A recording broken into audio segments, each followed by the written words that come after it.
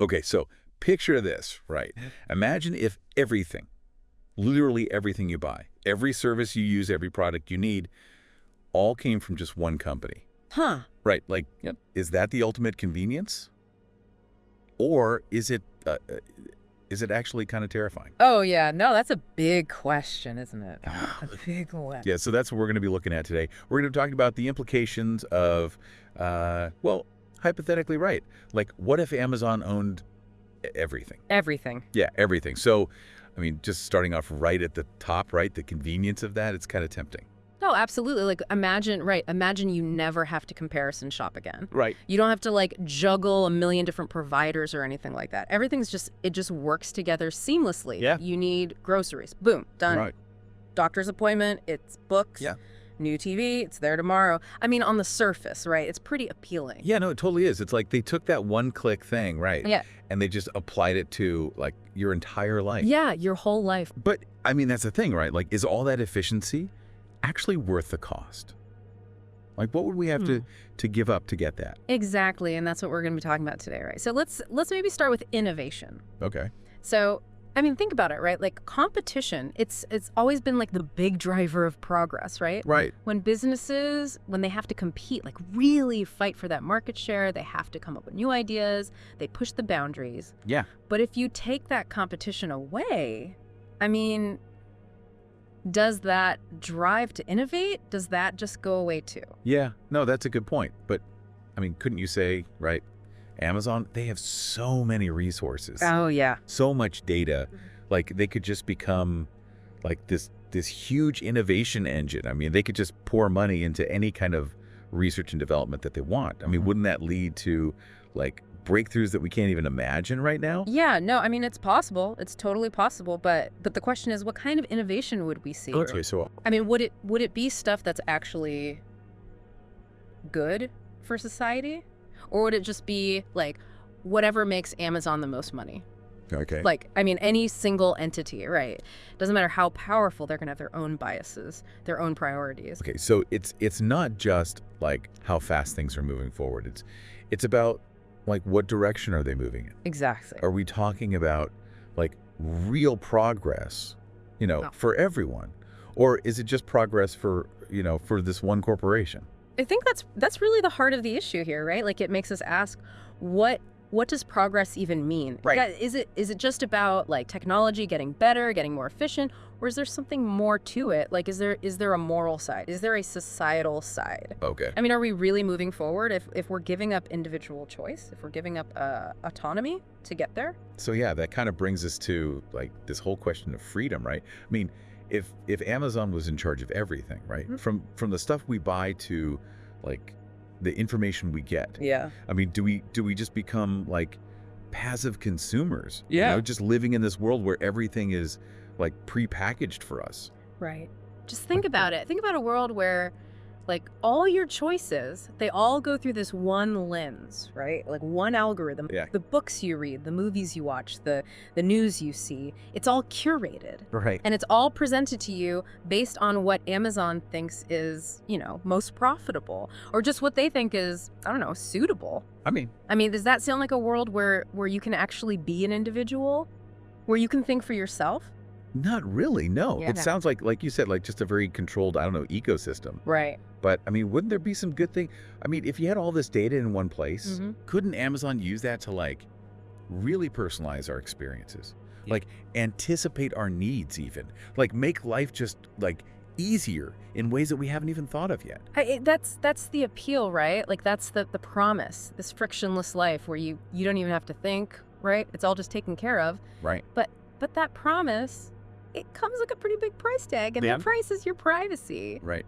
The more Amazon knows about us, the more they can, I don't know. The more they can manipulate you. Right. Like, it's almost like a trade, right? Like, convenience for control. That's it. Yeah. And, I mean, is that something we're actually willing to do? Yeah. I mean, that's where things get really interesting, because this scenario, right? It forces us to ask some pretty big philosophical questions Yeah.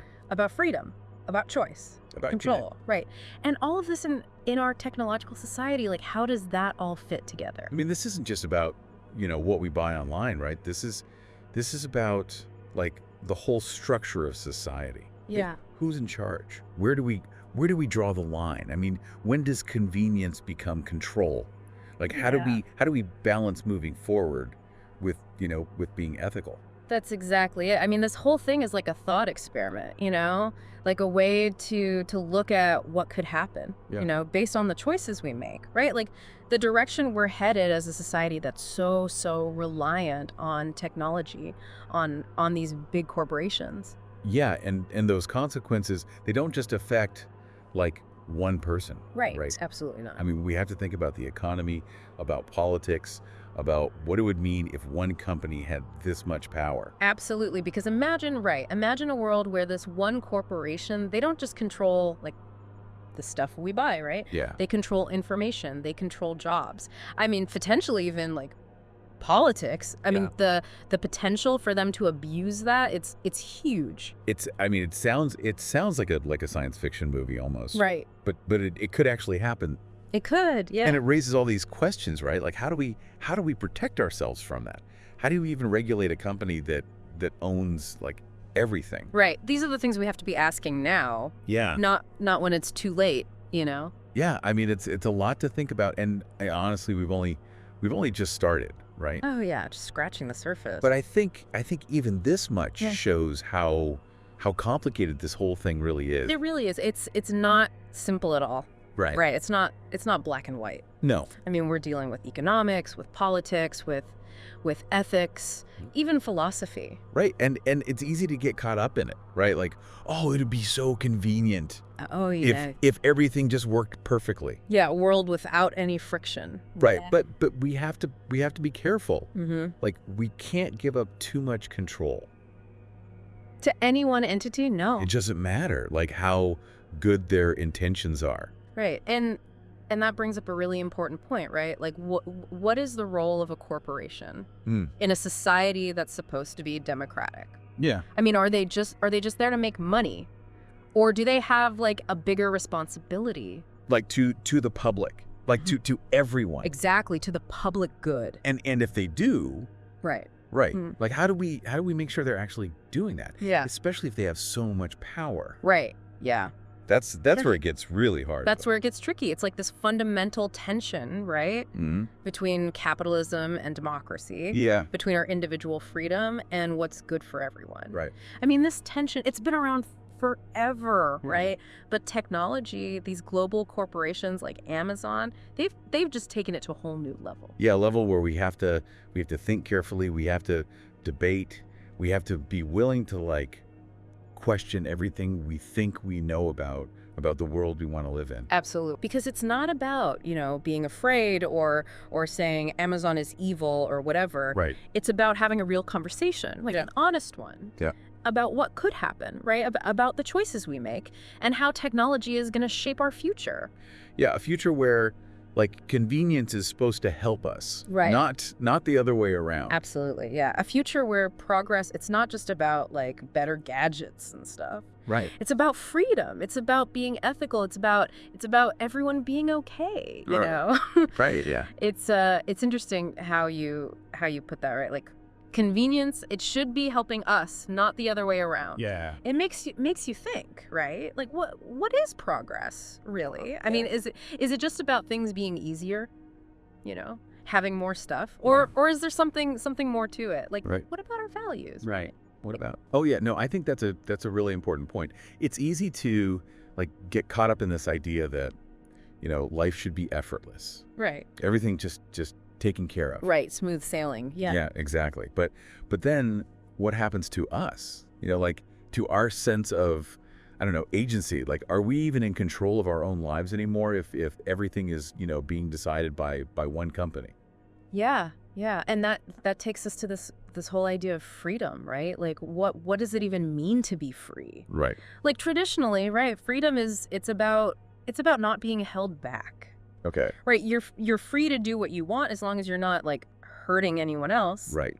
But But if one company, right, if they're controlling every part of our lives, Yeah. then even if we can technically choose, Yeah. our choices they're already limited, right? They're filtered through whatever Amazon wants. Through their algorithms and, Yeah. and how they're going to make money. Exactly, yeah. So, I mean, is that really freedom, or is it just like a different kind of control, like a sneakier kind? Right. Yeah. Like it's almost like they're setting the boundaries, right? Mhm. And we can move around within those boundaries, but we can't like go outside of them. Exactly, yeah. And that brings up this whole question of power, right? Like, how does power affect freedom? Yeah. Can we really be free if one entity has so much more power than everyone else? Right. Like, if Amazon, if they control, everything we make, everything we buy, everything we consume, Yeah. I mean, are we even citizens anymore, or are we just like subjects of this corporate empire? It's almost like going back in time, like a feudal system. Yeah, it's funny you say that. Yeah, right. Like we trade our freedom for security, for convenience, Mm-hmm. and it's not a king we're answering to. It's an algorithm. Oh yeah, yeah. That's a good way to put it, and it really highlights like how dangerous this could be. Right. Right, because in a feudal system, you had these serfs, right? They Yeah. they had to answer to the lord of the manor. They Yeah. couldn't just go wherever they wanted, do whatever they wanted, and ultimately they were at the mercy of this one powerful person. Right. And are we headed towards that? Mm. With Amazon instead of a lord. I mean, that's a scary thought, isn't it? Yeah. Like maybe we'd all be comfortable, well fed, entertained. Mhm. But I mean, would we even be people anymore? Would we even be able to think for ourselves? I mean, would we just accept whatever's given to us, or would we fight for some control? Some sense of, I don't know, being our own person. Right. Yeah. And that kind of brings us back to responsibility, right? Like Yeah. if we're saying that corporations, that they do have a responsibility to everyone, Yeah, to society as a whole. right? Then how do we make sure they're actually doing that? Yeah. Especially when they have so much power. Yeah, I mean, how do you even regulate a company that basically owns everything? Right. Like, what rules could we even make? How do we make sure they're actually looking out for everyone, not just their stockholders? Yeah. I mean, is that even possible? Right, exactly. Like, maybe the old ways of doing things, they just don't work anymore. Right. Maybe we need to rethink the whole idea of corporate power and how it fits in with democracy. Yeah, like completely new ideas about ownership, about how we work together. Mm-hmm. I mean, maybe we even need to change like the whole system. Yeah, the whole economic system even. It's a huge challenge, but I mean, Right. we can't just ignore it. The stakes are too high, Yeah. We're talking about freedom, about democracy, about what it even means to be human in this world where technology is so powerful. Yeah. No, you hit it right on the head there. Like it's the human part of it. That's what we can't forget. Right. I mean, have we gone so far in chasing convenience, in chasing efficiency, Mm-hmm. that we've forgotten what it means to just be a person, Yeah. to make our own choices, to control our own lives. I mean, that's a question we all need to be asking ourselves, Yeah. right? Like, are we willing to give all that up Yeah. just for a life where everything runs smoothly, or do we want something more? Right. Do we want a future where technology is there to help us? Yeah. Not the other way around. Exactly. And that brings us to, I think, a really important point, ethics, right? Mhm. Like, if we're talking about a world where one company controls everything, Yeah. what rules do they follow? How do they decide what's right and wrong? Yeah. Do we just trust them to do the right thing, or do we need something more? Yeah, because, I mean, we all know what happens to power, right? Yeah. Without any accountability, it can corrupt anyone. Right. And even if they start with good intentions, right? Even then, how can one entity, how can they possibly know what's best for everyone? Right. It's like we need some kind of, I don't know, counterbalance, right? Mm-hmm. Mm-hmm. Like we need to make sure power is spread out Right. so that different people, different ideas, they all have a chance to be heard. Right, because ultimately it's about people. Yeah. It's not about, corporate profits. It's Yeah. about making sure everyone's okay. Yeah. No, I think this whole scenario, right? Yeah. As extreme as it sounds, Yeah. it forces us to think about some really fundamental questions Mm-hmm. about power, about freedom, about the kind of world we actually want to live in. Yeah, it's a thought experiment, but it has real world consequences, right? Yeah. I mean, it's a call to action, I think, to have these conversations, to not just sit back and let things happen. Yeah, to demand more from these corporations, to make choices that actually reflect what we believe in. Exactly, because the future, it's not set in stone. Right. It's made up of the choices we make right now. The choices we make right now. Yeah. I like that. Yeah. So we've talked a lot about, what could go wrong, Yeah. in this world where Amazon owns everything. Right, like losing our freedom, all power going to one place, that kind of thing. Exactly. And we've gone pretty deep, talking about philosophy, about ethics. Yeah, like what does progress even mean? What does it mean to be free? All that stuff. Right, exactly. But let's try to be a little more, I don't know, optimistic. Okay, yeah. Let's talk about, like, what can we actually do about this? Right, like solutions. Yeah. Yeah. So if we agree, right, that having all this power in one place is dangerous, that it's a threat to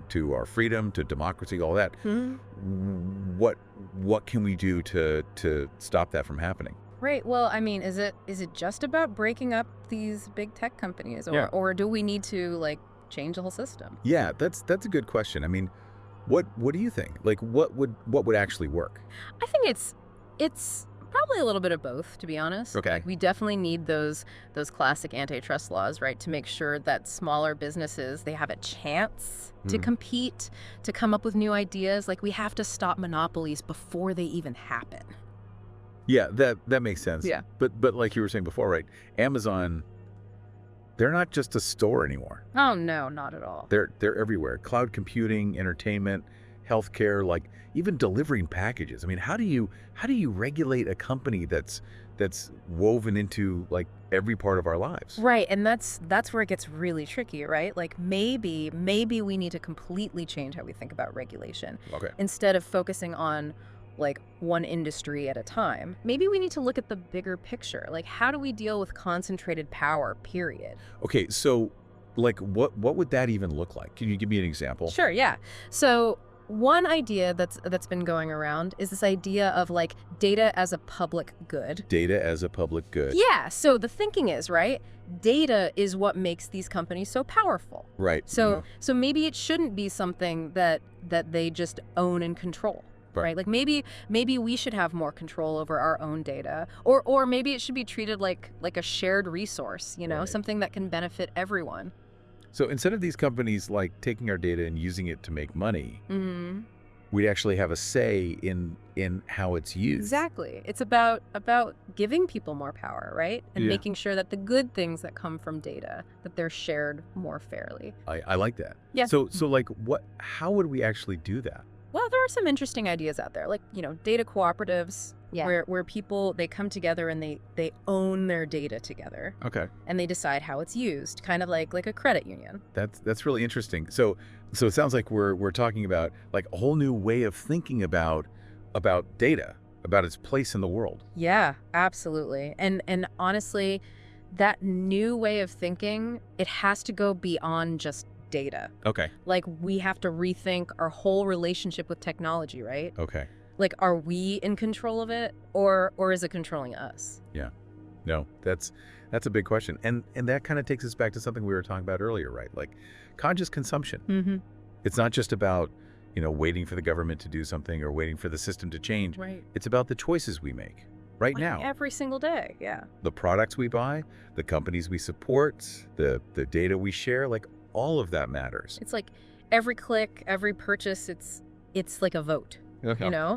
We're all shaping this digital world together. Yeah, I never thought about it like that. It's easy to feel like, one person can't make a difference. Oh yeah, for sure. But you're right, like all of these choices, they add up. They do, yeah. I mean, it's a lot to think about. It can be kind of overwhelming. Oh yeah, no, absolutely. It's a huge challenge. But like you said before, right? The future it's not set in stone. Nope, not at all. We still have a chance to make it what we want it to be. Exactly. And that's the message I really want people to take away from this, Okay. like this whole scenario, right? Even though it sounds kind of crazy. Yeah. It's a wake-up call, you know? Okay. It's time to start asking these tough questions, to demand more from these big companies, and to really think about the choices we're making. Right. To make choices that match up with what we believe in. Exactly. Yeah. No, I think that's a great place to wrap things up. Hmm. So I want to thank you for joining us today. Oh, thank you for having me. It's been a really, really interesting conversation. And I hope it gets people thinking, Yeah. gets them talking about these things, about the kind of future they want. Me too. Yeah. And I hope they realize they can be a part of creating that future, you know? Yeah, Yeah. it's not just something that happens to us. We can actually shape it. Absolutely. And on that note, we're gonna leave it there. So thanks again for listening.